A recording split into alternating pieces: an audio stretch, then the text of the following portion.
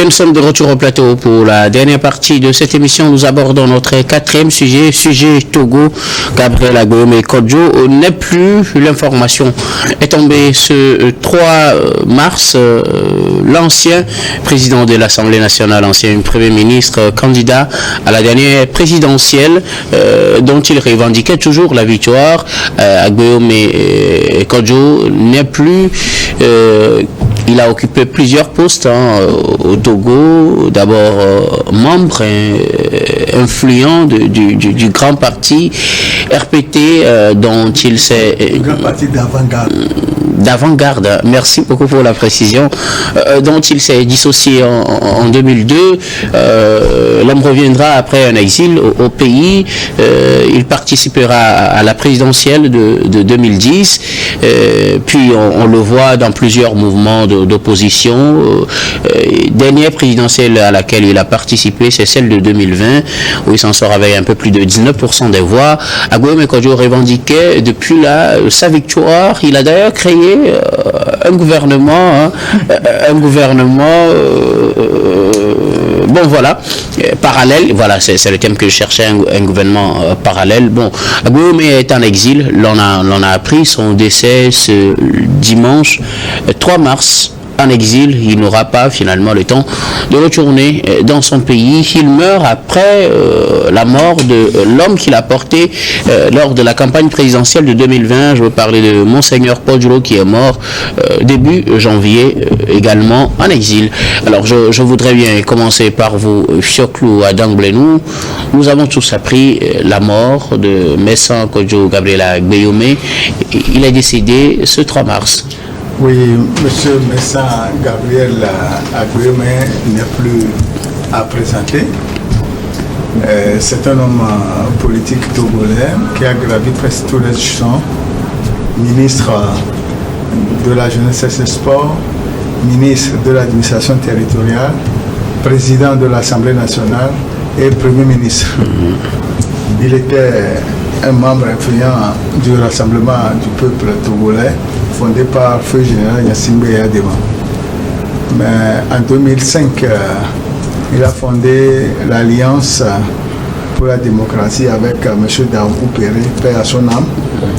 Et il est parti en exil, il est revenu. Il a créé le parti Obu. Il lui a permis de se présenter aux élections présidentielles de 2010. Et il a été entre-temps arrêté et il est parti en exil.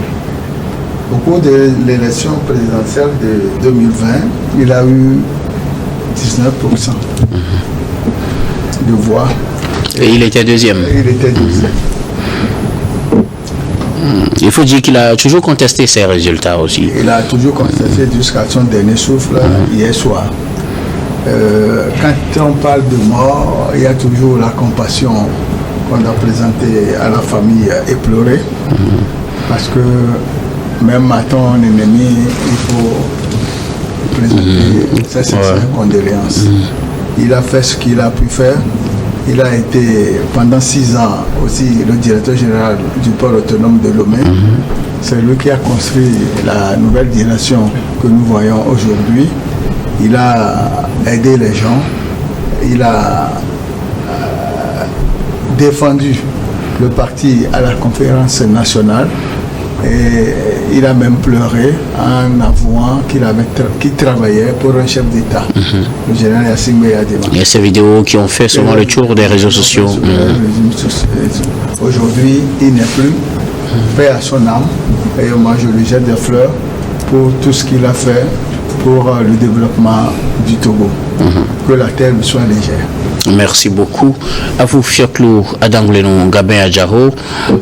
Gabriel Messan Agbeyome Kodjo n'est plus. Nous avons appris la mauvaise nouvelle de son décès ce 3 mars. Oui, c'est assez triste. On présente les condoléances à sa famille politique et aussi à sa famille biologique.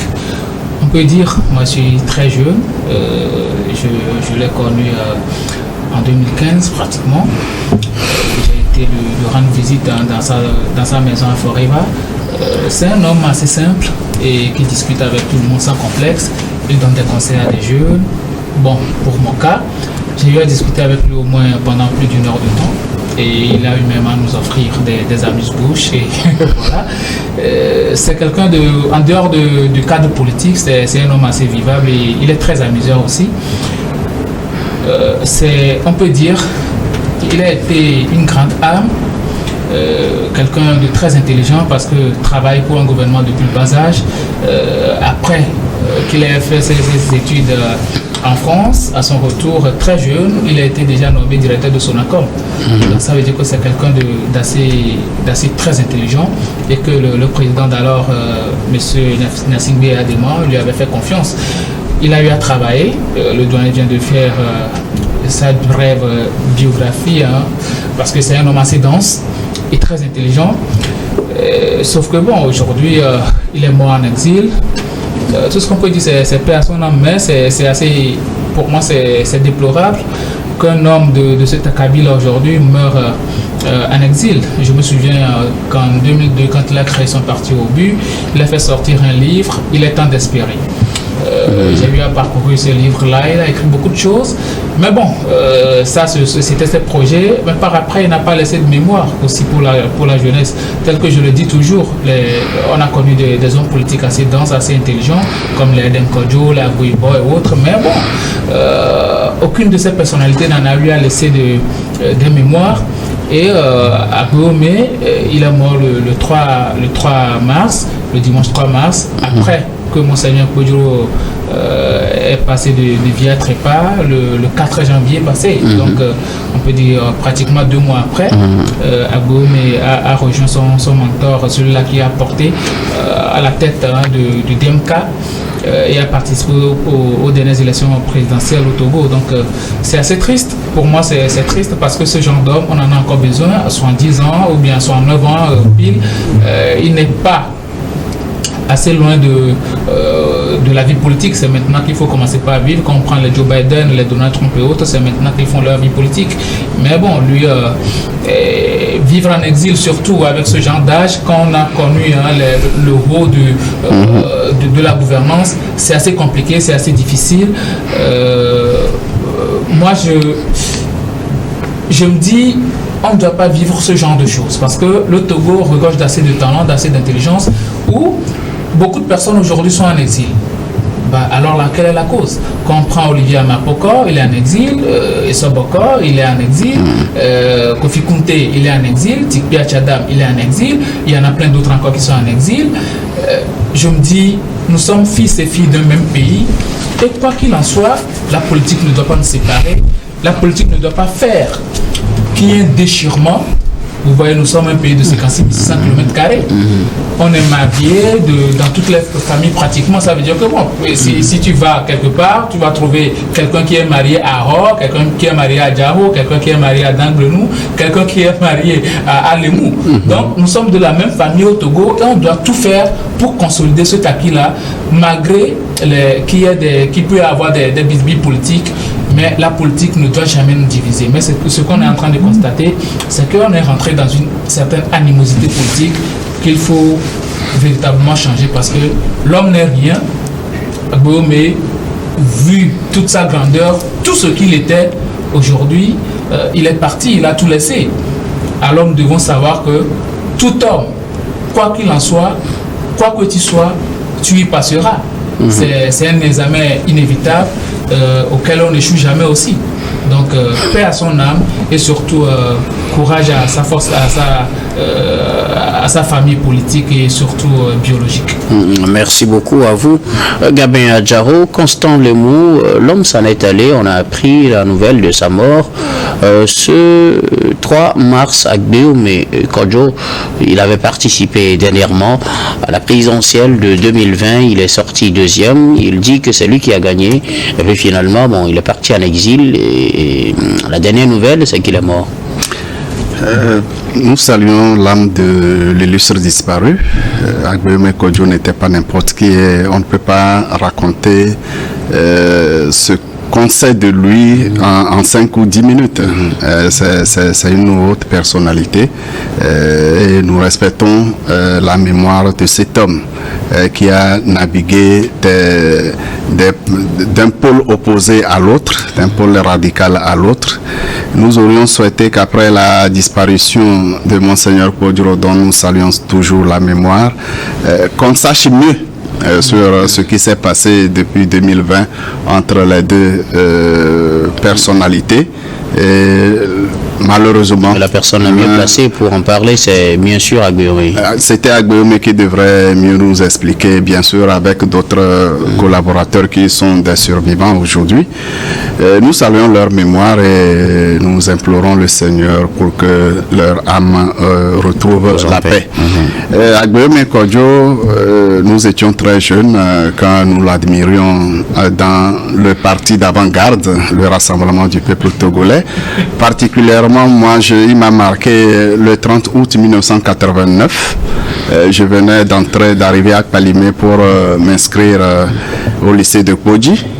Et j'ai assisté à son discours le 30 août 1989 à Palimé, au stade du 30 août à Palimé, où il a démontré qu'à part Eyadema, il n'y avait personne capable de diriger le Togo.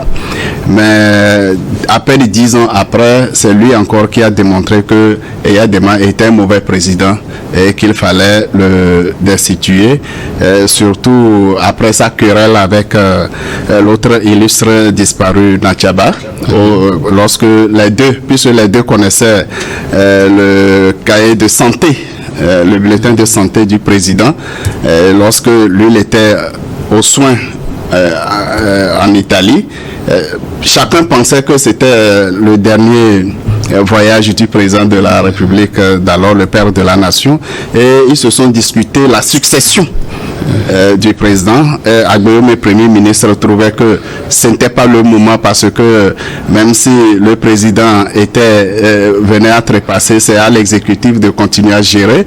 Le président de l'Assemblée nationale d'alors, Feu Fambaré Nathiaba, trouvait que selon les tests, c'est le président de l'Assemblée nationale qui devrait le faire. Pendant ce temps, Eyadema vivait encore, il respirait.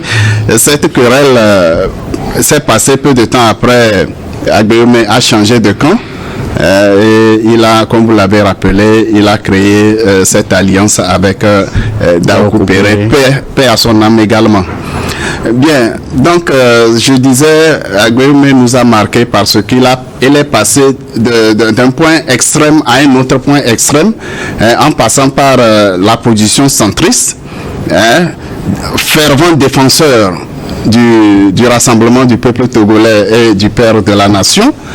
Il est passé à l'opposant modéré, centriste avec Obu et le MPDD, d'où il a obtenu deux députés aux dernières élections législatives en 2014, où à la proclamation des résultats définitifs, il avait refusé de parler aux journalistes. Malheureusement, maintenant, il ne nous parlera plus. C'est bien dommage, on aurait voulu l'écouter. Et il passe à l'extrémisme dans l'opposition avec la DMK, et avec les élections de 2020, il nous a malheureusement servi une mauvaise salade, puisqu'il a bien déclaré qu'il a appelé les électeurs à voter maximum dès la matinée, et à 13h, les résultats seront proclamés. Ce qui montre clairement que Agbéomé nous laissait imaginer une victoire qui n'existe nulle part. Parce que 13h de parler, ça veut dire que peut-être vous n'aurez plus à attendre longtemps. Vous comprenez son langage, mais nous sommes sur le terrain des élections, et nous savons que le vote c'est de 7h à 16h, et c'est après 16h que les résultats seront compilés progressivement pour être proclamés. Mais lorsqu'ils nous promettaient les résultats à 13h, nous avons compris que quelque chose de malsain était en train de se préparer, et nous n'avions pas été surpris lorsque une organisation qui se proclamait de l'observation, débarquer avec des ordinateurs déjà programmés avec des résultats à proclamer effectivement juste à la clôture du scrutin. Ça ne nous a pas surpris lorsque Agbeyome Sonko s'est proclamé président élu et ils ont formé leur gouvernement à l'exil. Tout cela, ce sont des constatations parce que nous sommes des vivants. Après, l'au-delà, c'est à eux de juger, nous ne sommes pas encore. Eux, ils se sont retrouvés, lui, Eyadema, Podjoro et ainsi de suite, devant le Seigneur. Ils pourront se justifier devant le Seigneur, chacun aura raison. Mais ce que je déplore, c'est que les deux m'ont ressemblé à des anges déchus. Les deux, Monseigneur Podjoro et Agbeyome, m'ont ressemblé à des anges déchus qui cherchaient à gouverner. Et voilà, le Togo étant un pays béni, ça ne pouvait pas se faire. Vous savez, on dit aujourd'hui que c'est le Satan qui gouverne le monde, mais je n'y crois pas. C'est vrai, il y a des manifestations des forces lugubres, mais le Seigneur laisse faire certaines choses pour nous montrer sa toute puissance. N'eût été la protection divine, on a failli à plusieurs reprises dans ce pays tomber dans la guerre civile, dans des querelles interminables. Mais Dieu merci, cela nous a évité. Mais je voudrais lancer un appel aux hommes politiques lorsqu'ils ne se retrouvent pas parce que sous le poids de l'âge, ils n'ont plus la clairvoyance nécessaire, qu'ils se retirent de la politique, qu'ils deviennent des anciens hommes politiques comme nous réclamons de tous les vœux, les anciens présidents comme il y en a dans d'autres pays. Il faut que nous ayons aussi des anciens hommes politiques, les anciens opposants politiques vivants. C'est très important. Merci beaucoup à vous. Constant, les mots Choklou Adangblelou, que retenez-vous finalement de l'homme? C'est vrai, vous nous avez parlé de lui de façon très brève, on vous sait, hein, avec l'âge et l'expérience, vous aurez plein de choses à partager avec nous. Malheureusement, le temps n'est plus assez pour qu'on aille trop dans les détails, mais en quelques mots, que pourrez-vous nous dire sur l'homme? Non, je pourrais seulement ajouter que suite à l'élection du 22 février 2020, il a été arrêté et poursuivi pour atteinte à la sûreté intérieure de l'État, usage des insignes de l'État, de nomination illégale, de troubles aggravés à l'ordre public, ainsi que des dénonciations calomnieuses. Le 24 avril 2020, il a été libéré et placé sous contrôle judiciaire. C'est suite à ce contrôle judiciaire qu'il a pu quitter le pays, c'est-à-dire qu'il a fui. Oui. Et malheureusement, le 3, il était en Europe, mais aux dernières nouvelles, son décès est survenu à Accra hier, le 3 mars 2024.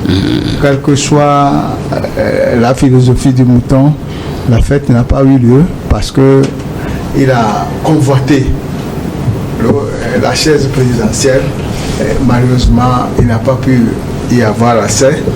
Et tout ce que nous pouvons retenir, comme je l'ai dit tantôt, c'est un grand homme d'État. Il a participé au développement du pays et personne ne peut l'oublier de sitôt. Toutefois, la mort l'a arraché à 69 ans. Alors, Agbeyome Kodjo s'en est allé. Pour nous autres jeunes générations, Gabin, que retenez-vous de l'homme en tant qu'homme politique, en tant que, comme le disaient les prédécesseurs Fioklou et Constant, il faut dire quand même qu'Agbeyome a été un grand homme politique au Togo. Oui, lui, on ne peut pas citer 5 grands hommes politiques au Togo sans citer Agbeyome Kodjo. C'est un homme assez immense et dense, je l'ai dit beaucoup plus tôt. C'est quelqu'un qui a commencé la politique très tôt et travaille sous le général Nassim Beyadema. Ça veut dire que c'est l'étude de quelqu'un et au moment où il a eu à le dire qu'il est son fils spirituel.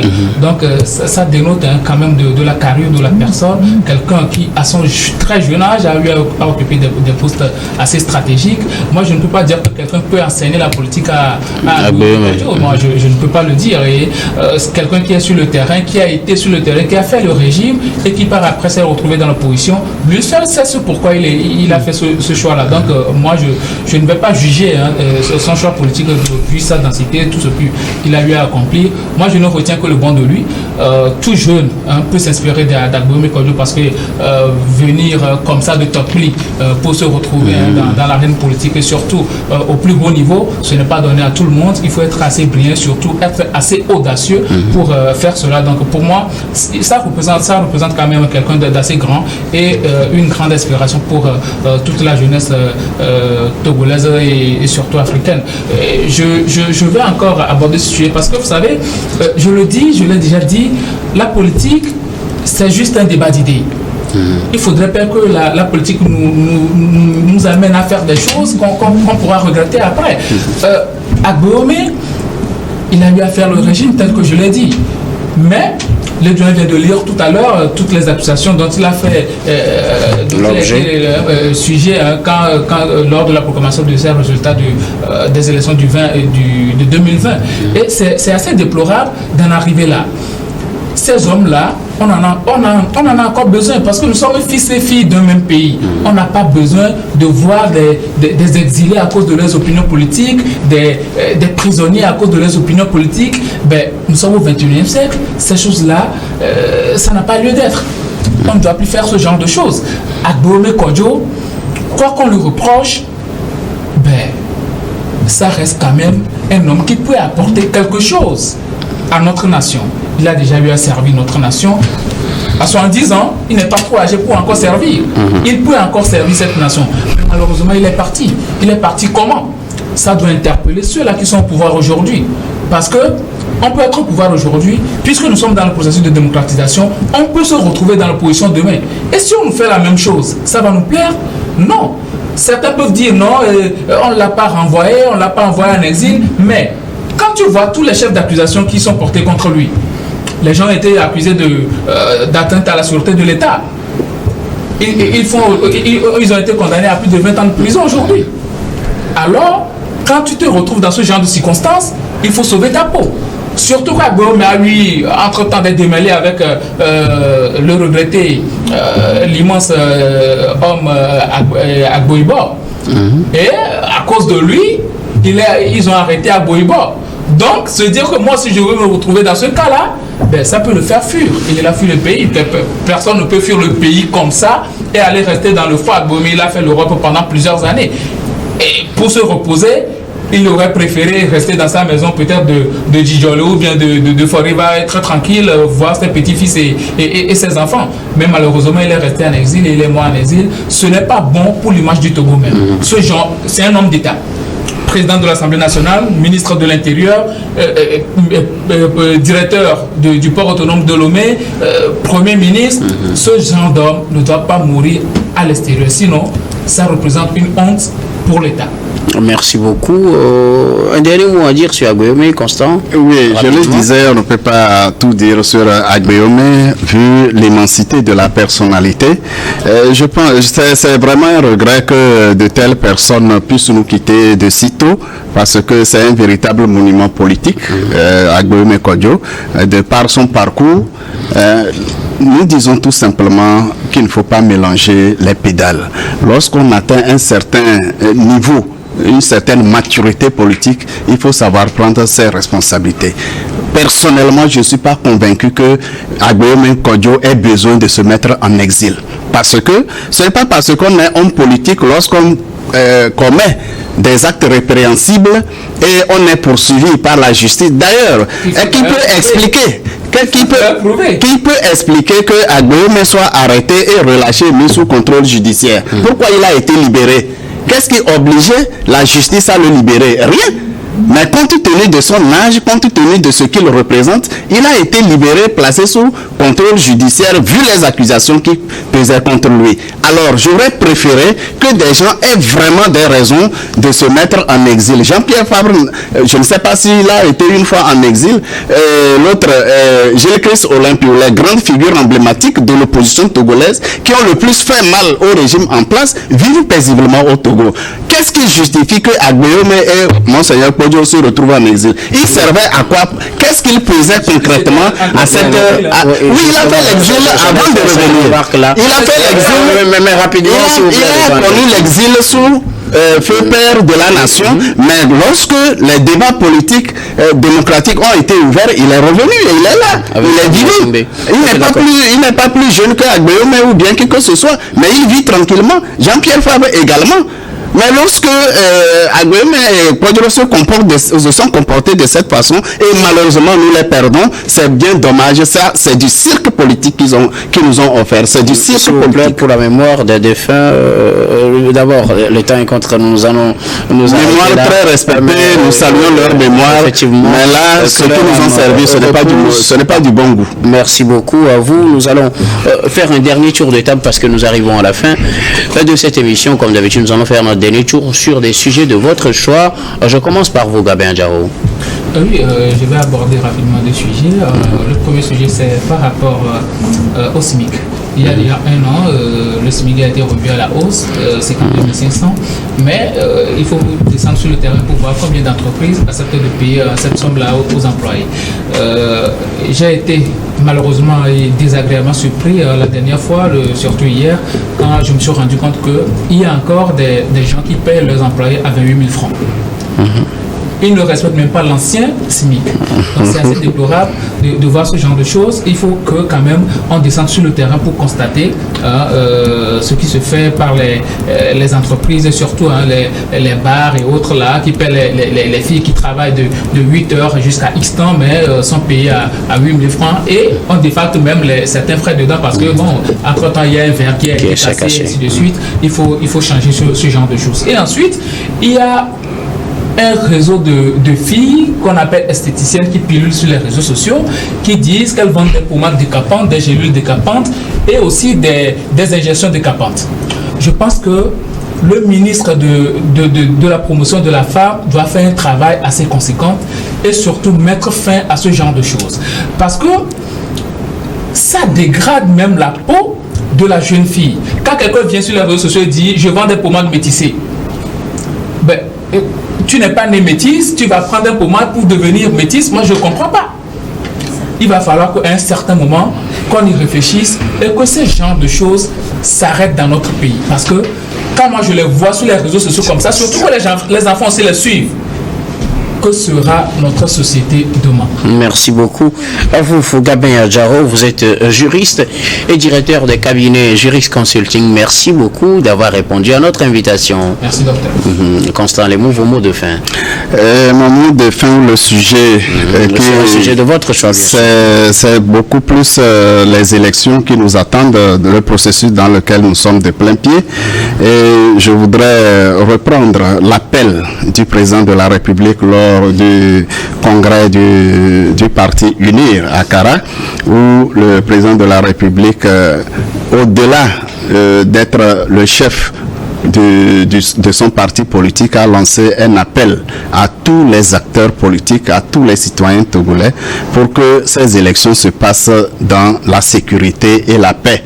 Nous savons dans quelle zone nous sommes et à quel problème sécuritaire nous sommes confrontés, et tout le monde devrait mettre du sien pour que notre pays connaisse des élections paisibles et que chaque acteur puisse participer à la sécurité de tous et que la campagne se déroule sur toute l'étendue du territoire en toute sécurité, avec l'appui bien sûr, l'avant-garde des forces de sécurité, des forces de défense et de sécurité qui feront leur travail, mais chaque citoyen devrait participer pour que le lendemain de nos élections soit une fête, une réjouissance parce que le Togo aura gagné par des élections paisibles avec des résultats connus et acceptés par tous les acteurs politiques. Merci Je pense que tous les dialogues initiés dans ce sens, toutes les réformes engagées dans ce sens ont pour objectif les élections apaisées. Nous n'avons pas connu, nous n'avons plus